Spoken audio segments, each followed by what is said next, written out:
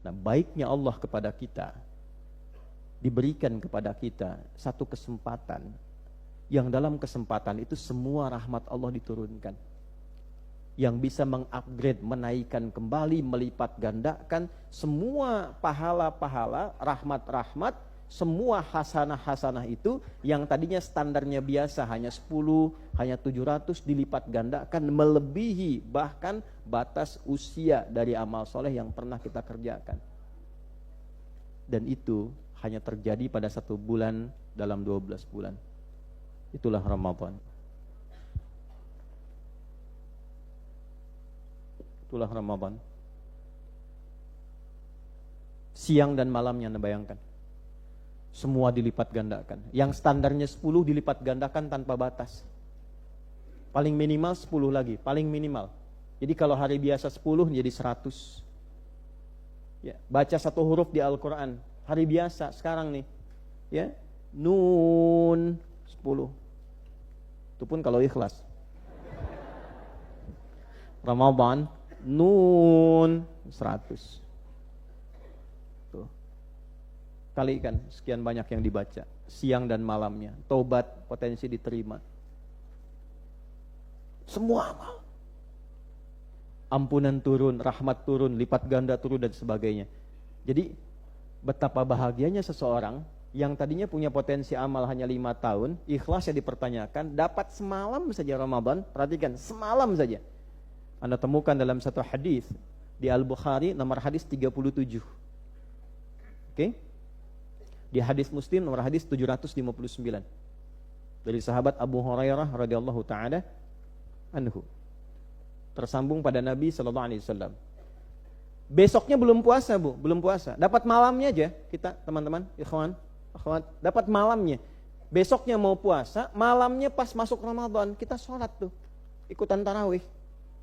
Baru mau niat tuh, niat puasa besok, malamnya ikut tarawih. Langsung Nabi mengatakan, lihat kalimatnya, man qama ramadhana imanan wahtisaba ghufira lahu ma taqaddama min dhanbi. Siapapun tanpa kecuali, laki-laki, perempuan, besar, kecil, tua, muda, siapapun sifatnya, apapun keadaannya, dia menunaikan tarawih, bangun malam Ramadan, ikut sholat 1 rakaat misalnya pertama sholat tuh. Dia lakukan karena imannya kepada Allah. Tuh iman tadi perkaranya. Pengen punya amal soleh. Pengen punya amal soleh. Wahtisaban, dia tahu keutamaan Ramadan, dia ingin kejar ampunan Allah, dia ingin dapat rahmat Allah.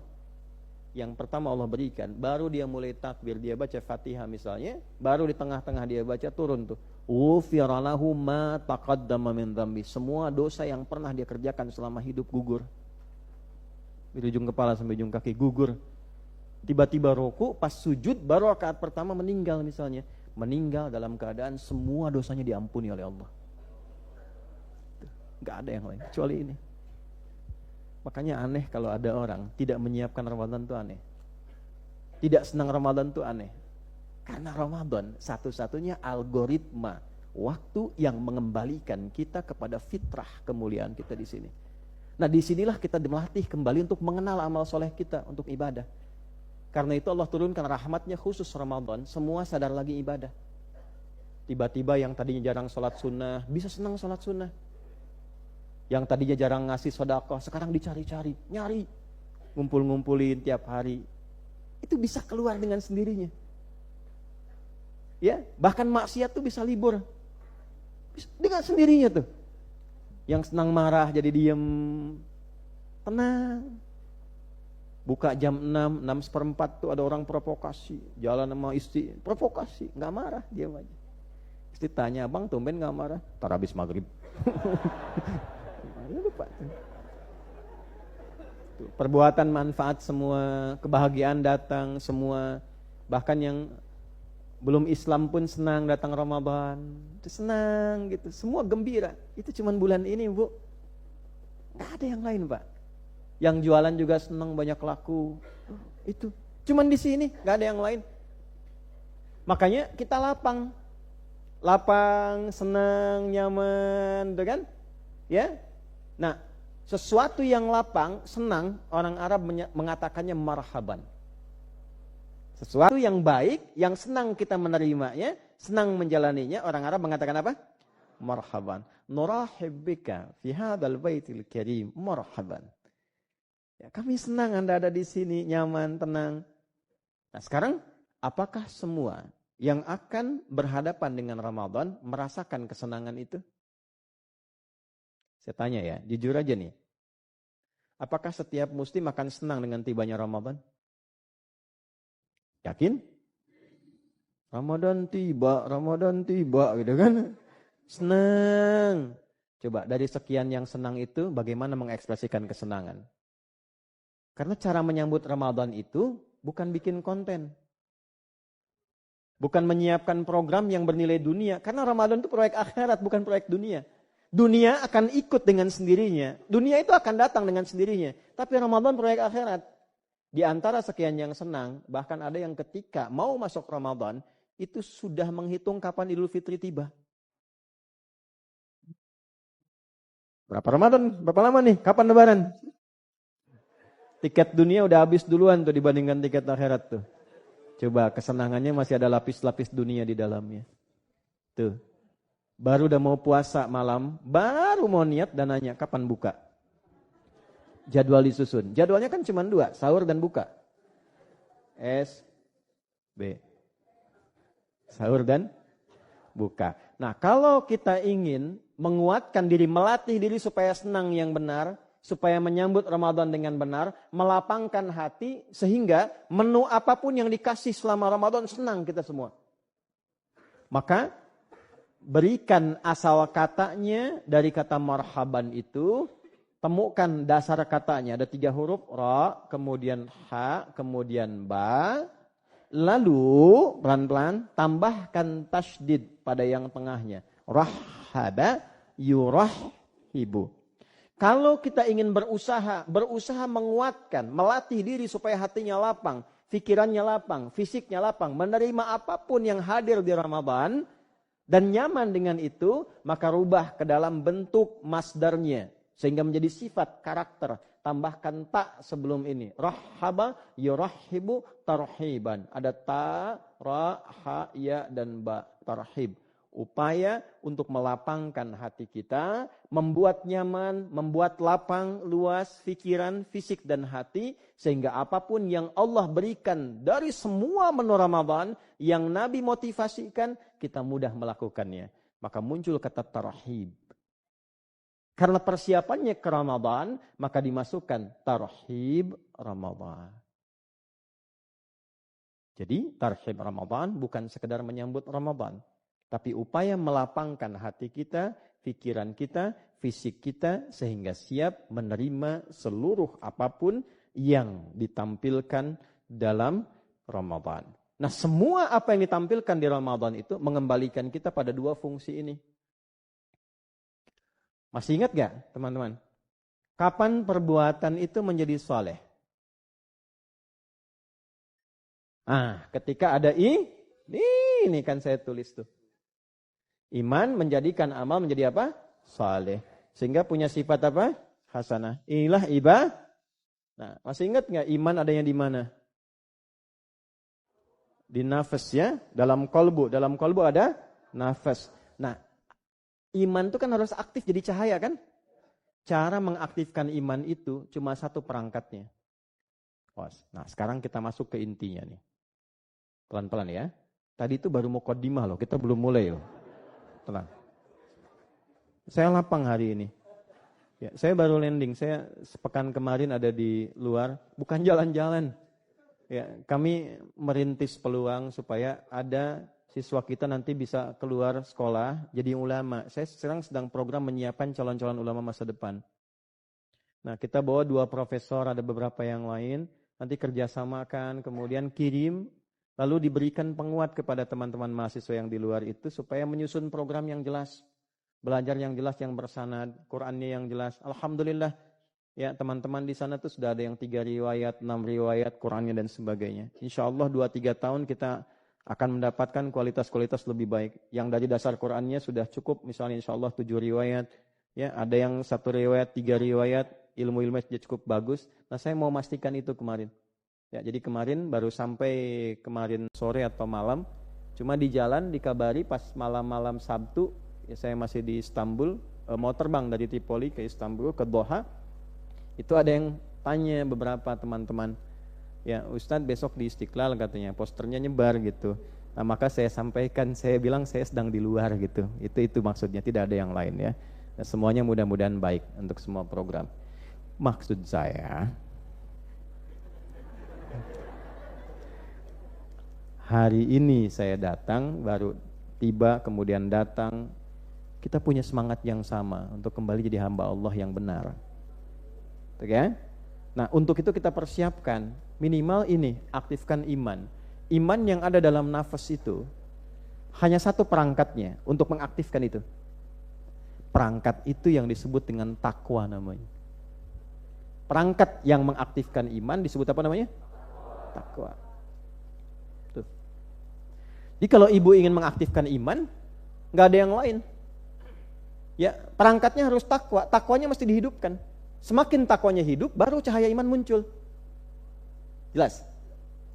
Nah, maka dari itu ketika Allah menyampaikan tentang fungsi jiwa kita berkehidupan, takwa ditanamkan di dalamnya. Itu ada di Quran surah ke-91 di ayat 7 sampai 10. Wa nafsi wa ma sawwaha, dan demi jiwa yang aku sempurnakan penciptaan dan keadaannya. Fa alhamaha fujuraha wa taqwaha. Nah, kalau takwa di dalam nafas, jadi dalam jiwa kita, inti jiwa nafas yang letaknya di dalam kolbu. Ya, ini ada takwa di sini. Kalau takwa ini kita aktifkan, jadi cahaya tuh. Cahaya imannya ngalir. Itulah sebabnya banyak amal di dalam Al-Quran itu selalu disandingkan dengan takwa. Termasuk puasa. Satu-satunya cara yang paling efektif mengaktifkan iman kita melalui alat takwa tadi, itu puasa paling efektif. Salat itu disandingkan dengan takwa. Al-Baqarah ayat 2 sampai 3. Dzalikal kitabu la hudal lil. Siapa orang takwa di situ? Ayat 3-nya. Alladzina yu'minuna, iman bil ghaibi wa yuqimunas. Iman kan? Ada iman dan takwa. Nah, yang menghimpun amal paling efektif yang saat bersamaan menghimpun semua potensi takwa. Salat ada di situ, zikir ada di situ, amalan harta ada di situ, amalan-amalan pikiran ada di situ, dikumpulkan jadi satu, itu hanya puasa. Dan Ramadan paling efektif. Itulah sebabnya kenapa kita diminta puasa, untuk mengaktifkan iman dan supaya menaikkan sinyal takwa kita. Maka turunlah Quran surah kedua di ayat 183 yang turunnya di bulan Sya'ban di tahun kedua Hijrah, bukan bulan Ramadan. Surah kedua Al-Baqarah ayat 183 turunnya di bulan Sya'ban di tahun kedua Hijrah. Bunyinya, ya ayyuhalladzina amanu kutiba alaikumus siyam kama kutiba 'alal ladzina min qablikum la'allakum. Udah. Supaya takwanya muncul. Kalau takwa muncul, otomatis cahaya iman naik. Kalau sudah cahaya iman naik, itu tuh yang fungsi khalifah itu dapat semua. Kesuksesan, kebahagiaan, manfaat, hadir semua. Keluarkan, takwa itu ada 240 kali disebutkan dalam Al-Quran. Semua derivasinya. Kata kerja, kata benda itu disebutkan 240 kali. Kalau Anda keluarkan itu, semua bentuk takwa, Anda akan temukan fungsi khalifah di dalamnya, fungsi umur. Misal untuk bahagia, Al-Baqarah di ujung ayat 189. Wattaqullaha la'allakum tuflihun. Tingkatkan takwamu kepada Allah supaya engkau sukses dan bahagia. Punya masalah? Susah? Gak selesai-selesai? Padahal harta kaya banyak, ilmu tinggi, kedudukan tinggi, masalah gak selesai. Cek, mungkin takwanya yang belum muncul. Di mana ditemukan? Quran surah 65 di ujung ayat yang kedua, di akhir ayat yang di awal ayat yang ketiga. Ya, wa may yattaqillaha yaj'al lahu makhraja. Siapa yang mampu meningkatkan takwanya kepada Allah, Allah beri solusi dari semua masalah yang dia hadapi. Wa yarzuqhu min haitsu la yahtasib. Bahkan rezeki diberikan dari sisi yang tidak dia duga.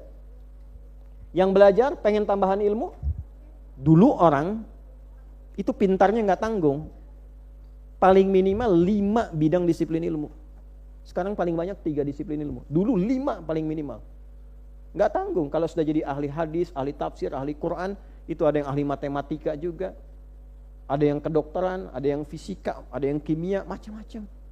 Paling minimal 5. Dan yang mereka lakukan pertama kali mengaktifkan takwanya. Sebab ilmu itu cahaya. Kalau cahaya iman sudah hadir, itu ilmu itu akan mudah. Makanya ketika Allah menyebutkan di Quran mengangkat orang berilmu, imannya dulu yang diaktifkan. Itu Anda bisa cek di Quran surah Al-Mujadalah ayat 11 itu. Yarfa'illahu alladhina amanu minkum walladhina utul ilma. Iman dulu baru ilmu. Jadi ketika iman membimbing ilmu, ilmu jadi cahaya menghantamnya ke sini, menghujamnya ke kolbu. Bukan ke sini. Maaf ya, kalau ada yang belajar ilmunya cuma sampai sini, biasanya hanya digunakan untuk pandai berdebat. Merasa benar, merasa paling hebat, merasa paling pintar, sampai sini. Tapi kalau sampai ke sini, dibimbing jadi cahaya, jadi amalan, jadi manfaat, jadi akhlak. Ini yang indah tuh. Makanya semua menyebutnya dengan nur. Nur. Imam Syafi'i mengadukan hafalannya kepada Imam Waqi'. Imam Waqi' itu guru yang sanadnya tersambung lewat jalur Kufah ke Sayyidina Ali bin Abi Thalib. Imam Syafi'i nanti punya 4 jalur sanad ilmunya. Ya, yang nanti ada yang lewat jalur Mekah, ada yang lewat jalur Madinah, ada yang lewat jalur Syam, ada yang lewat jalur Kufah.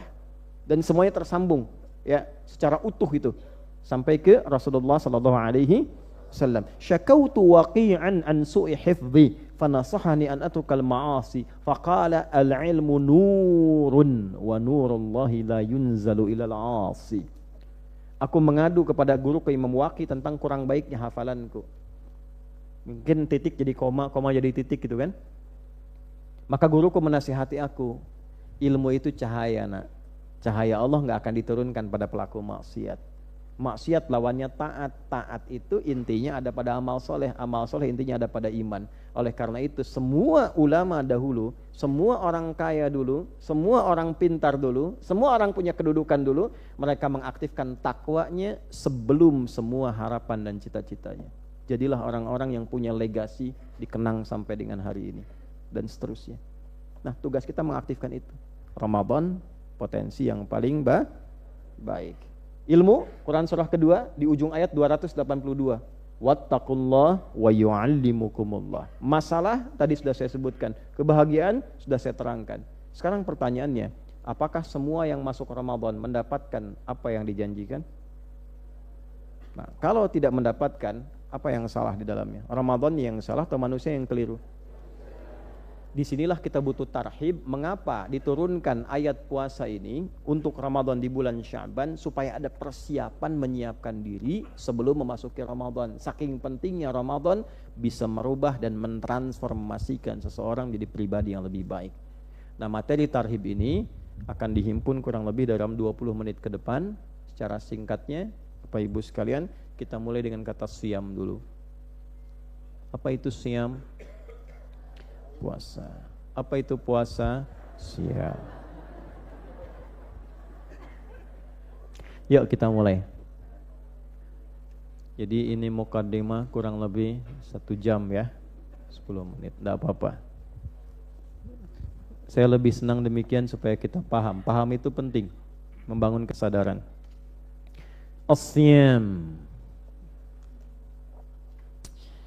Di dalam bahasa Arab yang ditampilkan di dalam Al-Quran sebagai penekanan, ada 2 kata yang bermakna puasa.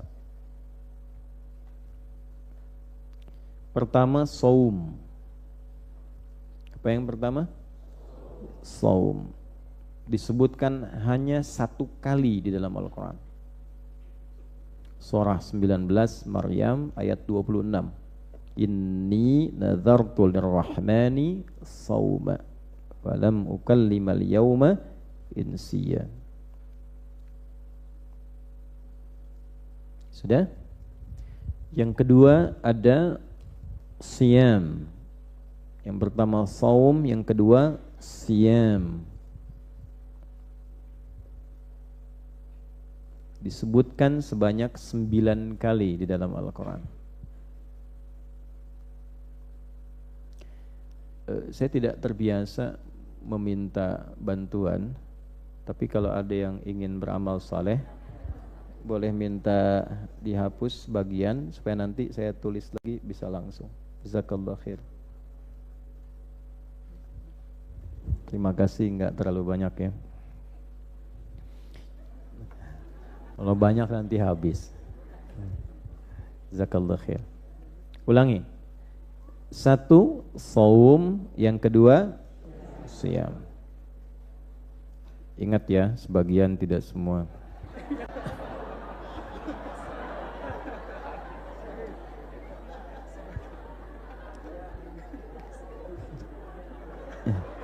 Sudah tahu kan kenapa saya jarang minta bantuan?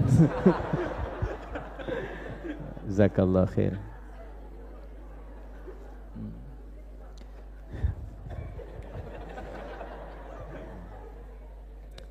Bila disebutkan saum maknanya umum. Bima'nal imsak. Bima'nal imsak. Artinya menahan secara umum, tidak melakukan sesuatu.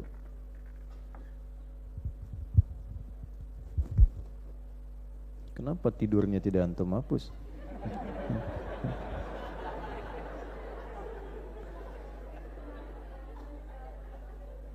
Iman, amal soleh, hasanah, ibadah, antum hapus semua.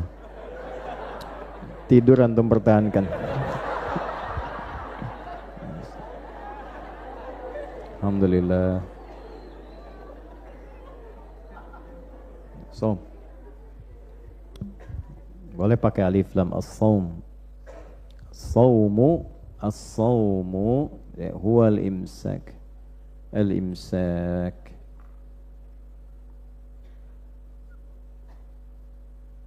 Al-imsak itu artinya menahan untuk tidak mengerjakan sesuatu. Baik ya? Tapi bentuknya masih umum. Misal, sekarang saya tidak ingin bicara, menahan bicara, gak mau bicara sedikit pun.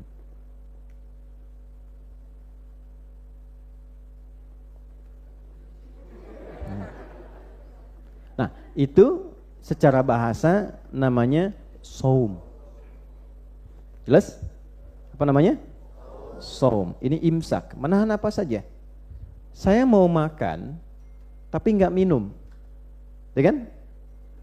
Ana akul walakinnani umsiku 'ani syurbi misalnya. Ya, saya mau makan tapi saya enggak mau minum. Saya bisa mengatakan begini, ana sa'akul walakinnani shaimun 'ani syurbi. Shaim, saya puasa, saum. Bimakna saum. Jadi makan tapi enggak minum, saum. Tidak bicara seharian, saum. Makanya Sayyidah Maryam alaihissalam diperintah oleh Allah ketika lahiran itu, kan beliau tidak pernah disentuh pria manapun di muka bumi ini, diberikan oleh Allah kemuliaan melahirkan Isa alaihissalam, dan Isa diberikan keutamaan oleh Allah sebagai mu'jizat. Tolong catat ini ya. Mu'jizat beda dengan karamah. Tolong catat ini.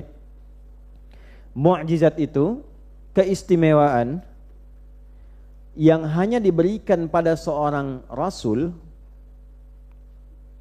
berupa satu keistimewaan luar biasa di luar nalar. Jadi nggak bisa dipahami oleh akal karena melemahkan akal fungsinya. Ijaz, a'jaza yu'jizu. Keistimewaan yang melemahkan akal karena manusia itu menganggap satu yang istimewa dengan akalnya. Dan ini standar kemanusiaan. Nah, Nabi Rasul itu harus di atas standar kemanusiaan. Maka diberikan di atas standar yang dipahami rasionalitas akal. Dan harus ditampakkan untuk menunjukkan ini Nabi. Jadi mukjizat itu harus tampak. Di mana masuk akalnya, tongkat jadi ular. Tongkat dilempar jadi ular. Tongkat kayu loh. Dengan batu, Bu, keras mana? Batu kan? Tongkat kayu dipukul ke batu, batunya yang pecah, keluar 12 mata air. Al-Baqarah ayat 60 itu. Wa idzistasqa Musa liqaumihi faqulna dharib bi'asa. Ingat asa ya, asa itu tongkat kayu. bi'asakal hajara. Ya, kemudian fanfajarat min huthnata asyrata aina. 12 mata air keluar, batunya pecah. Coba yang polisi, yang tentara, komandannya punya tongkat komando tuh. Lempar. Jadi ular. Tidak. Anda punya tongkat emas tuh, pukulkan ke batu. Pak, pecah tongkatnya, keluar 12 air mata. Ya? Nabi Sulaiman ngobrol sama semut. Ngobrol betulan. Sama burung ngobrol. Itu mu'jizat. Kalau karomah, kemuliaan yang diberikan pada manusia biasa tidak boleh ditampakkan. Tidak boleh dipublikasikan. Apalagi bikin praktek. Bikin konten, enggak boleh. Biasanya itu diketahui setelah meninggal orangnya. Hidup tuh cuma kelihatan tandanya aja, tapi dirinya nggak boleh publikasi. Ya, jelas? Tidak dipublikasikan, apapun itu. Ya, dan biasanya, mohon maaf, ya, tidak tampil demikian. Apalagi bikin konten, apalagi menampakkan dan sebagainya. Ya, mau ngobrol sama semut, mau ngobrol sama macam-macam. Ya, mau makoli hadza sya'ban dan ramadhana dan sebagainya itu ada. Jadi kalau ada yang begitu-begitu anggap hiburan aja lah, ya. Hiburan. Jadi di tengah-tengah situasi yang tidak biasa di dunia ini, kadang kita butuh hiburan yang tidak terlalu serius lah, ya. Jangan diseriusi. Ya. Nah, ini saum. Jelas artinya saum? Nah, jadi saum itu bisa mencakup maknanya yang spesifik, puasa dari mulai subuh sampai dengan maghrib, ya, itu bisa disebut dengan nama umum saum. Tapi saum pun mencakup juga makna-makna imsak yang secara umum. Termasuk misalnya tidak bicara dulu, tidak makan tapi minum dan sebagainya. Itu puasa. Jelas sampai sini? Dalam arti saum. Di suami misalnya sedang tidak ingin bicara sama istri, pulang ke rumah, diam aja kan? Papa kenapa? Saum gitu. Oh papa nggak makan, nggak makan, tapi nggak mau bicara dulu sama mama. Oh, itu bicara, contoh. Itu saum. Yang kedua ada namanya as-siyam. Ya. As-siyam, bukan as-siyab. As-siyam. Pakai mim. Kalau disebutkan siyam, artinya puasa dengan aturan tertentu, dengan ketentuan tertentu. Syarat dan ketentuan berlaku. Tidak umum lagi, tidak bebas. Jadi nggak sembarangan puasanya, nggak semau kita melakukannya. Ada ketentuan yang harus diikuti. Tidak diikuti ketentuannya, tidak dianggap benar puasanya. Sekarang pertanyaannya, Ramadan itu ditampilkan di Al-Quran dengan kata saum atau siyam? Ya ayyuhalladzina amanu kutiba alaikumus siyam. Artinya puasa yang ditunaikan di bulan Ramadan punya ketentuan mengikat. Ada syarat yang harus diikuti. Kalau kita ingin kembali pada kesadaran menjadi hamba yang menjadikan seluruh aktivitas sebagai ibadah, ikuti ketentuan dalam Ramadan ini. Kalau ingin sukses lagi sebagai khalifah yang tadi ditulis dan telah dihapus itu, ya, ikuti ketentuan ini. Kalaupun tidurnya ingin punya nilai di hadapan Allah yang masih ada tulisannya itu, ikuti ketentuan Allah. Jelas? Nah, belajar memahami ketentuan itu supaya lapang. Kalau nggak paham ketentuannya nanti nggak enak puasanya. Kalau nggak tahu di balik taraweh berdiri itu ada ampunan, nggak enak. Pengen cepet, ya cari masjid yang fast track gitu. Ya kan? Pencarian berburu masjid. yang kira-kira imamnya bisa lebih ringan, ringan banget. Ya kan? Yang bacaannya qadar lah, qiraatnya cepat, suratnya nggak panjang-panjang. Saya pernah dulu waktu pertama kali masuk pesantren, Ramadan pertama tahun 1997. Itu yang pimpin tarawih kakak kelas 6, berarti kelas 3 aliyah. Karena kami kelas 1 sampai 6, saya kelas 1, berarti sanawiyah SMP.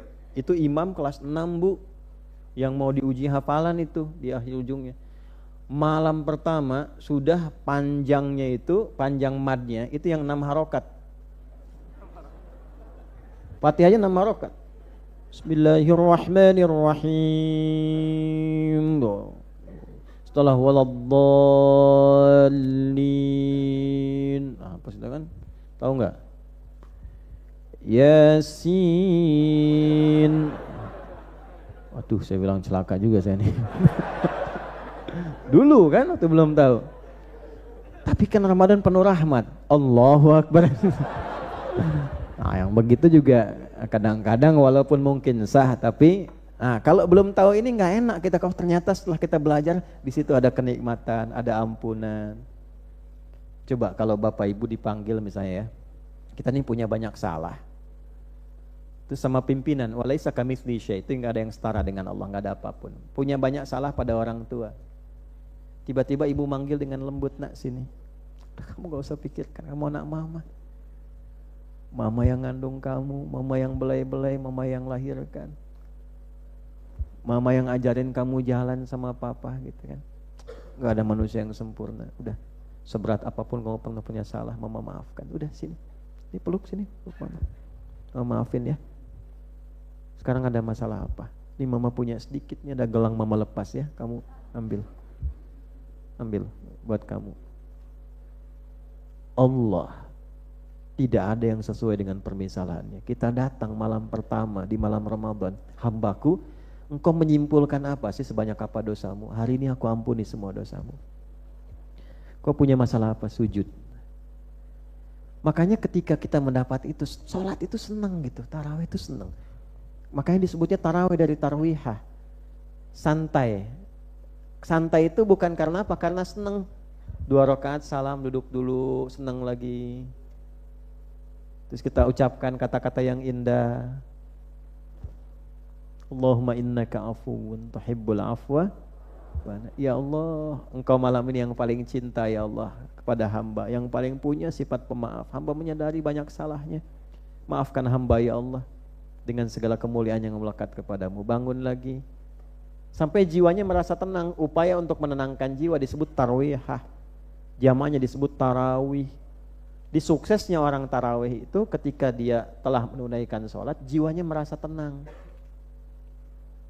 Bukan capek, rusuh. Amin. Ya, itu. Kira-kira tuh, paham ya? Pelan. Nah, itu ada ketentuannya, makanya disebut siyam. Jelas? Ada paketnya. Nah, ketentuan itu, ini yang kita siapkan sebelum Ramadan supaya siap. Sekarang kita belajari 3 saja. Sampai nanti 10 kurang seperempat, saya minta 15 menit lagi, gak apa ya? Halo? Ya. Kalau gak boleh, saya tutup. Saya pulang, gak apa-apa. Boleh Bu ya? Yuk cepat, 1. Ini materi tarhib, apa yang dianjurkan, dituntunkan oleh Nabi sallallahu alaihi wasallam sebelum kita masuk ke bulan Ramadan. Catat dulu referensinya. 1. Hadis riwayat Imam Al-Bukhari. Sanadnya bersambung pada Sayyidina Umar ibn Al-Khattab radhiyallahu taala anhu. Nomor hadis yang pertama dalam kitab Bad'ul Wahyi, topik tentang permulaan wahyu. Jadi ada 97 topik di Al-Bukhari. Topik pertamanya kitab Bad'ul Wahyi. Nomor hadis yang pertama. Di situ nanti ada 5 hadis. Insyaallah saya khatam itu ya, dan saya bawa salah satu versi kitab karya di sini Al-Kirmani. Ini bagus sekali. Teman-teman yang pesantren atau kampus senang baca kitab, ini ada syarah selain syarah yang Ibnu Hajar Al-Asqalani, Fathul Bari, ada syarahnya Al-Kirmani. Al-Kirmani ini keunggulannya menerangkan tentang bahasanya, dari gramatikal, dari maknanya, baru nanti ke riwayatnya, rawinya siapa aja, diterangkan profilnya sampai ke maknanya. Ini bagus sekali. 18 jilid kurang lebih. Saya bawa jilid pertama pas ada di mobil tadi. Udah ya? 1, meluruskan dan menguatkan niat. Jadi amalan tarhib yang pertama sebelum masuk Ramadan, meluruskan dan menguatkan niat. Dalilnya saya bacakan. Saya insya Allah punya sanad di hadis ini ya. Jadi saya langsung bacakan ke intinya.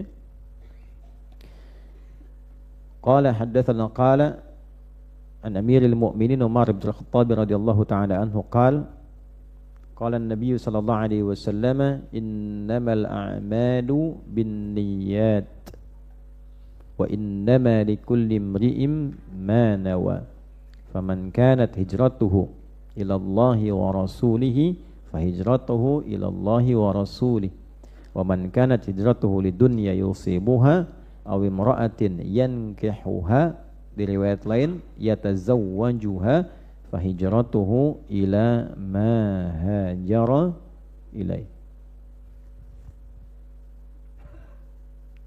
Baik, untuk pengetahuan saya bacakan ya. Bismillah.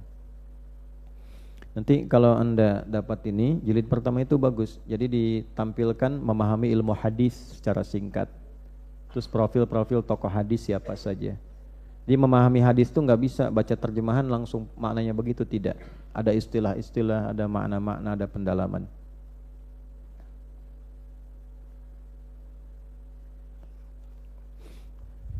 Bismillahirrahmanirrahim. Kitabu Bad'il Wahyi. Qala Syekhul Imam Al-Hafidh Abu Abdullah Muhammad bin Ismail bin Ibrahim bin Al-Mughirah Al-Bukhari rahimahullahu ta'ala, amin. Awalan babun kaifa kana bad'ul wahyi ila Rasulillah sallallahu alaihi wasallam wa qaulullahi jalla dzikruhu inna awhayna ilaika kama awhayna ila Nuhin wan nabiyyin min ba'dih. An-Nisa min ayati 163.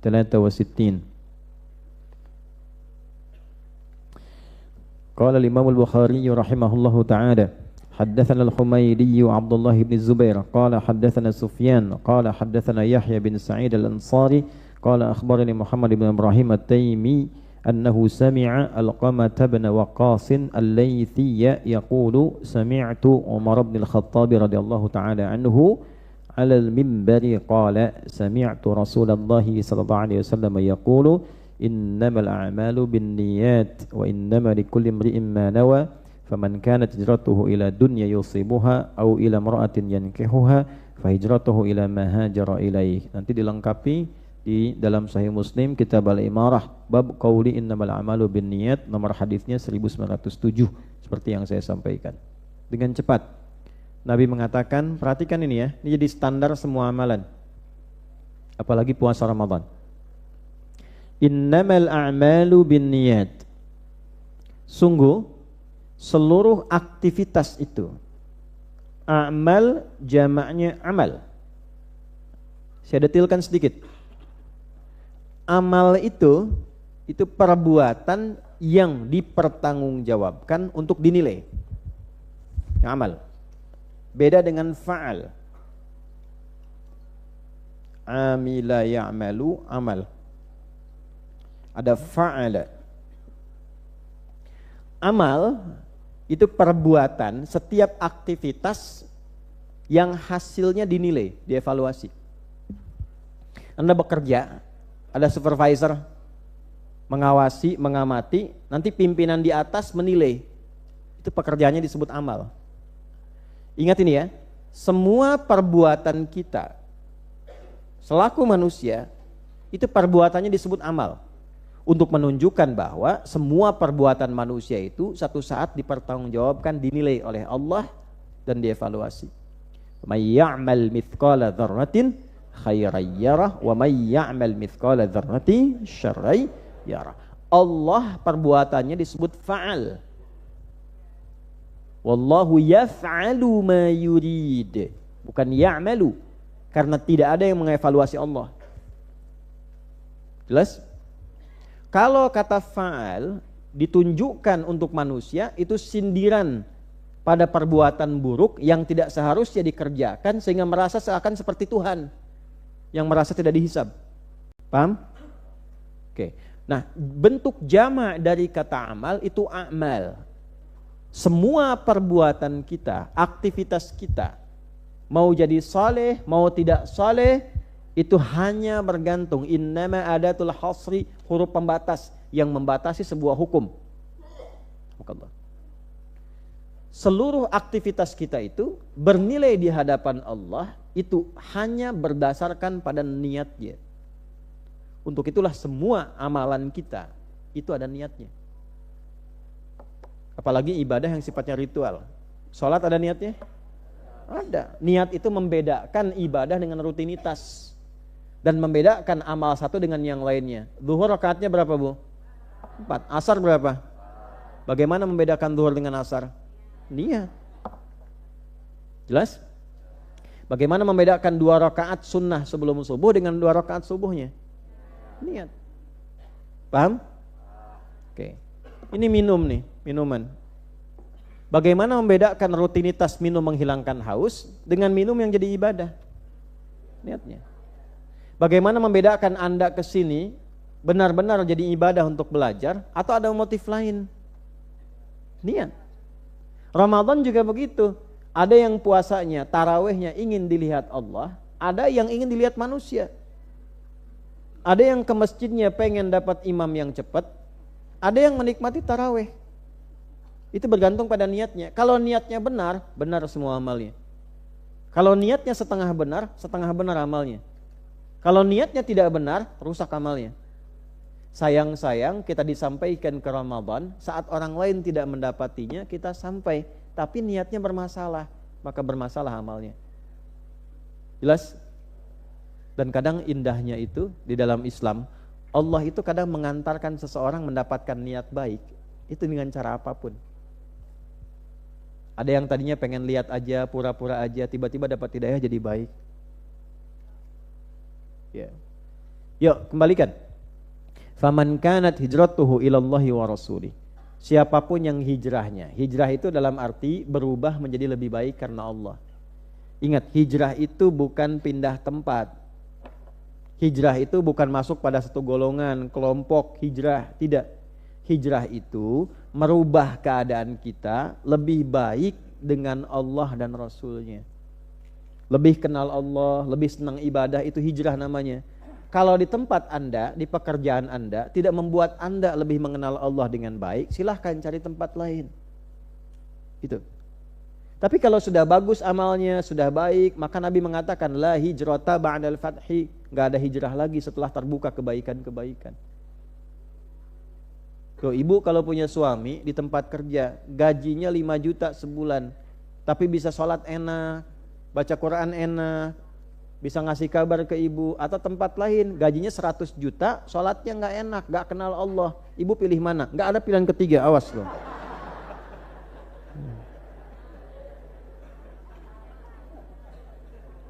Hati-hati ya, maksiat itu menghancurkan.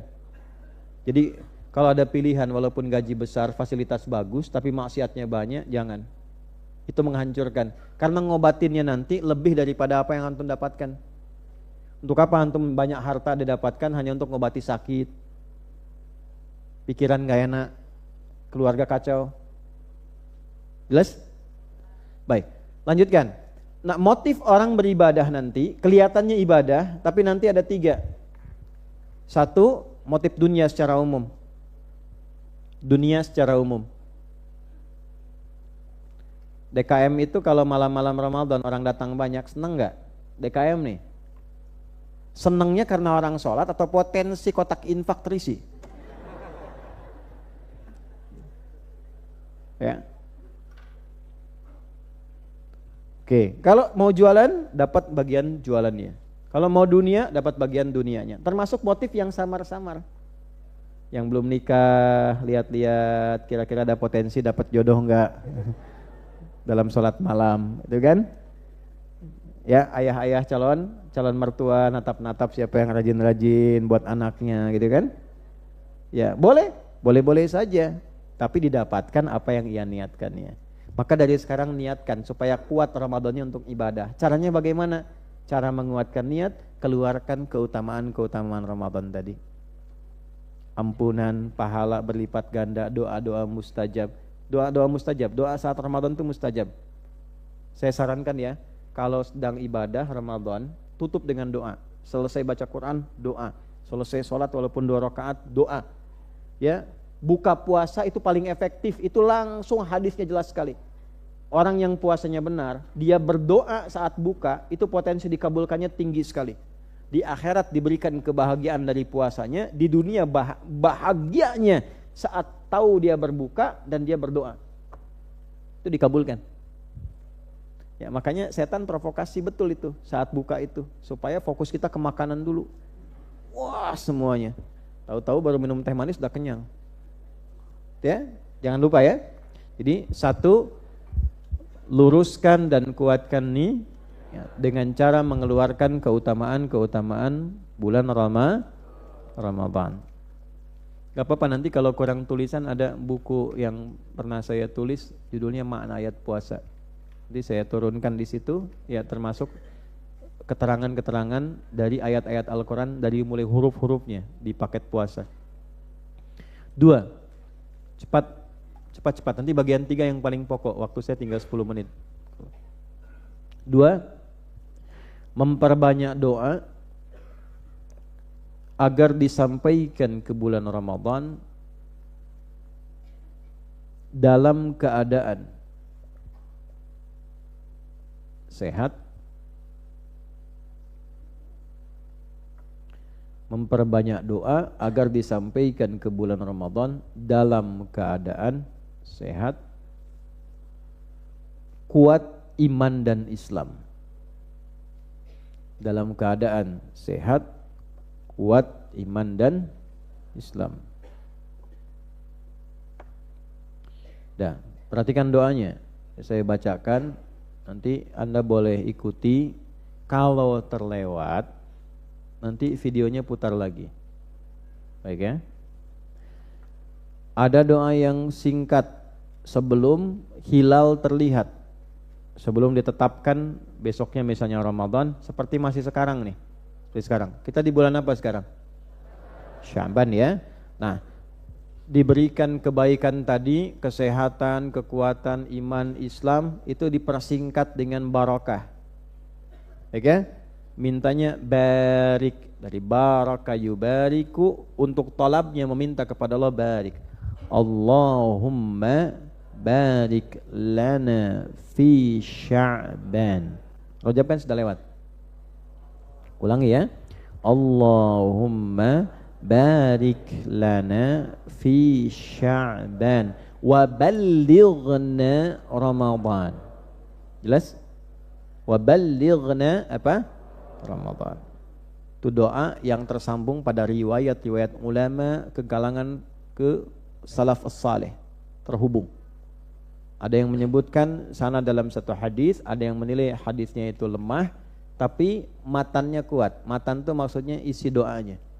Ya, anggaplah kalaupun bukan hadis, ini doa-doa yang diriwayatkan oleh para ulama saleh kita di masa-masa terbaik, tersambung ke ulama saleh di masa lalu. Jelas? Oke, jadi jangan sibuk menyimpulkan yang salah. Oh, ini hadisnya dhaif, hadisnya tidak kuat. Saya tanya gini, boleh nggak kalau saya berdoa begini? Ya Allah, sehatkan saya di bulan Sya'ban ini, kuatkan iman saya, berkahi saya, berikan kesempatan untuk sampai ke bulan Ramadan. Boleh nggak? Kenapa yang bahasa Indonesia boleh, yang bahasa Arab nggak boleh? Paham?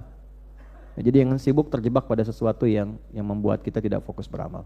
Satu itu, Allahumma barik lana fi Sya'ban wa ballighna Ramadan.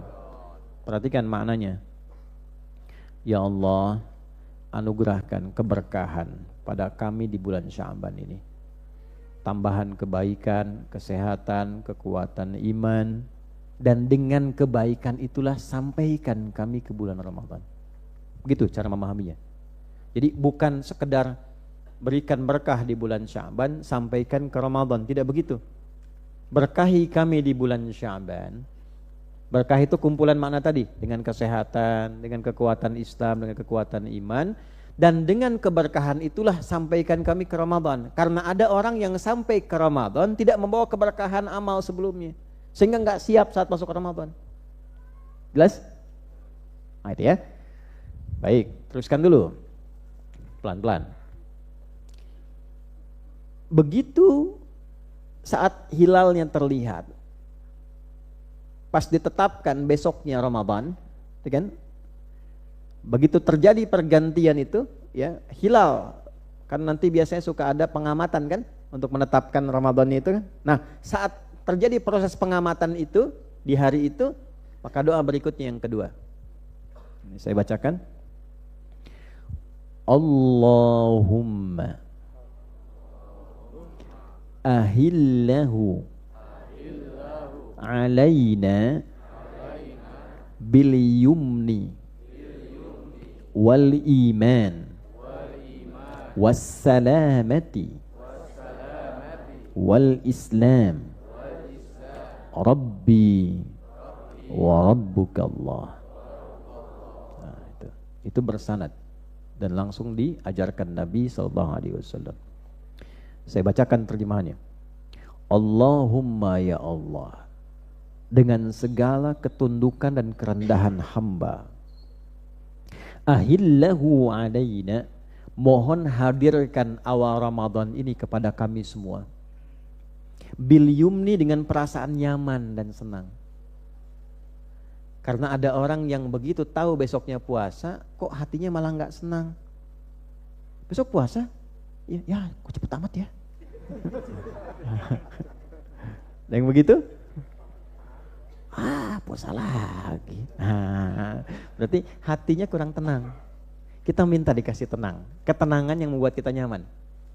Bil yumni wal iman, dan dengan kekuatan iman.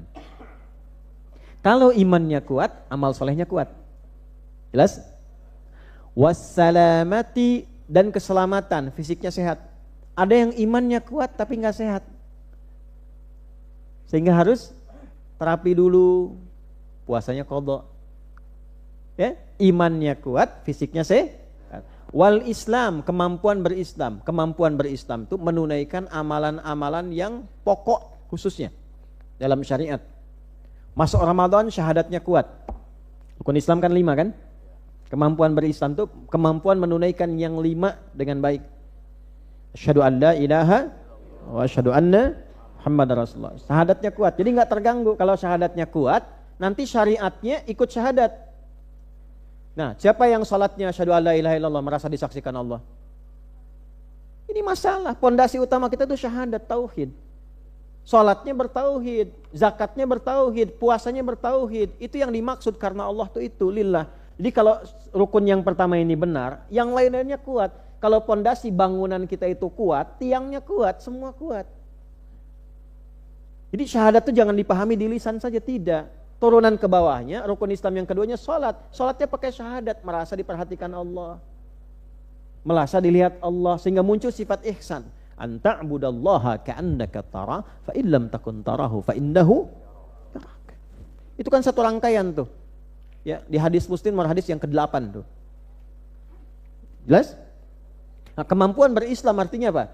Kemampuan ikhlas dalam beramal. Nanti saat Ramadan merasa disaksikan Allah, puasanya dilihat Allah. Ya, sholatnya merasa diawasi Allah, meningkat sholatnya. Kadang-kadang nanti kan sering kali terjadi kita nggak ingin lihat lagi tahun ini. Ya, ada kemajuan ya, kemajuan dalam sholat tuh. Ya, safnya maju, malam pertama penuh, kan? Pertengahan mulai maju, terakhir maju, hijrahnya pindah ke kereta, pada mudik. Ya, lupa akan ada mudik akhirat. Ya, wassalamati wal Islam, fisiknya bagus, bisa menunaikan amal dengan baik. Yang ketiga tadi ada zakat, rukun Islamnya, bisa infak dengan baik. Dari sekarang nabung ya, siapkan untuk Ramadan khusus. Enggak apa-apa, saya punya 30.000, siapkan sehari 1.000. Jangan lihat nominalnya.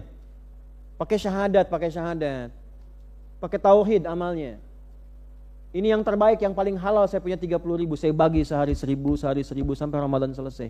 Tapi pakai tauhid, lillah. Yang penting Allah ridha ya Allah. Ini perasaan keringat saya karena Engkau yang Maha tahu bagaimana aku mencarinya. Aku mendapatinya. Aku berdoa siang dan malam untuk dapat ini. Ya Allah, terima amalku. Nah, begitu diberikan itu doa minta. Apa hajatan tuh? Ukur tuh 30 keluarkan dari sekarang. Doa hari pertama setelah saya infak untuk ayah saya dulu, untuk ibu saya, untuk istri, untuk anak-anak. Baru yang lain-lain, karir apa, belajar dan sebagainya. Gitu, satu-satu dari sekarang. Siapkan nabung yang benar. Ya. Nah, demikian puasa tingkatkan. Nanti kalau yang lagi umrah ya umrah yang benar. Kalau pengen haji, doa yang betul tadi. Itu yang saya maksudkan tuh itu. Wassalamati wal Islam. Rabbi wa rabbukallah. Nah, ini itu untuk menguatkan kedekatan kita dengan Allah. Jadi kita minta tadi begitu akhir bulan Sya'ban mau ada sidang isbat tuh, lagi pengamatan hilal, doa itu langsung bacakan. Allahumma ahillahu alaina bil yumni wal iman wassalamati wal Islam rabbi wa rabbukallah. Jelas? Baik.